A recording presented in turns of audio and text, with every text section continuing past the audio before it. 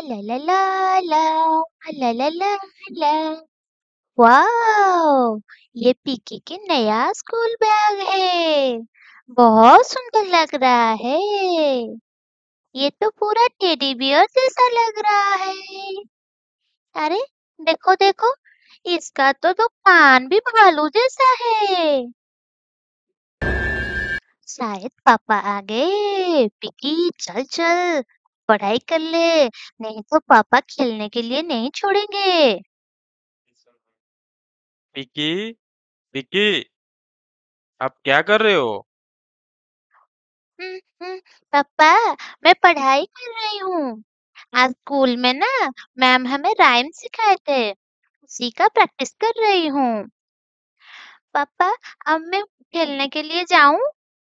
नहीं नहीं, चलो आप पहले मुझे राइम सुनाओ, उसके बाद मैं सोचूंगा आप खेलने जाओगी कि नहीं।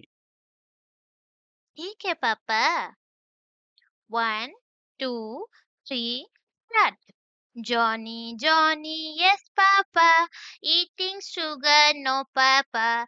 Telling lies, no, Papa. Open your mouth. Ha! अरे वाह, आपको तो सब याद हो गया। चलो, मुझे और एक बार सुनाओ।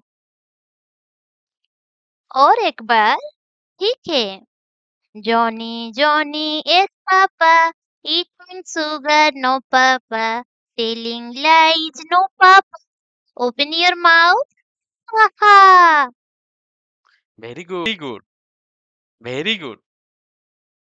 चलो आप अभी खाना खा के खेलने के लिए जाओ।